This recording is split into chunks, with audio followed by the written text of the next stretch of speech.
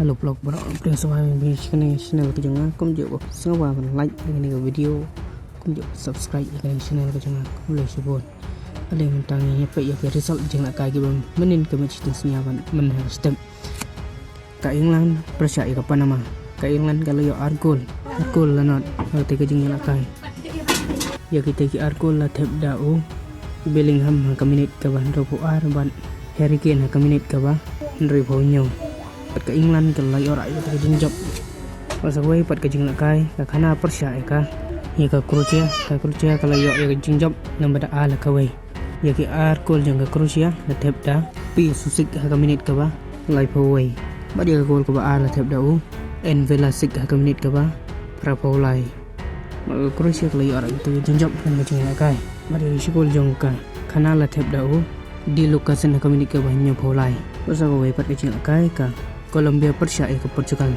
akan gajing lakan celana na gajing kan na ba kum simla ya watang sikolo walau Ronaldo oleh latan pen tep de gol de simla ya lat ban kencet ya bol sikol bat kadi akan go persya ya ka Uzbekistan kadi akan go ya jingjap dak balai la uai ya ka gol ka ban kang la tep dak suada ka Uzbekistan ka minit ka ba sipau leng ba u Isho Moradov Uzbekistan kelatam sikol pada papai pat suka kelamet ke diar kanggo kali la ten ban pai ke sikol pada kamit ke ba ndrobo pra la tep dau wai visa leng baka penalty pari gor ke ba ala tep dau of mayele kamit ke ba henyo popra bari ke gol ke kado jang ke diar kanggo la tep biang dau wai visa kamit ke ba ndai plus Wala ke jingla kai ka Argentina persya ya ka Jordan Argentina kali ora ya te jinjak belai la gue ya ko ka benengkong jong ka Argentina la thep da uji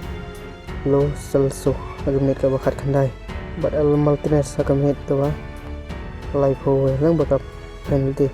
bat ko ka bakat do jong ka Argentina ka do Lionel Messi agmet ka ba prapho lang baka free kick bat Lionel Messi ulay yo andre ko ka ka FIFA World Cup ka ba mata Marka Algeria persya ya ka Austria kalian ada kajeng kai ndeng ba lai gol komjuk saya pek pan di program jing la kai ka raw balai poar ka way pat video next video. Please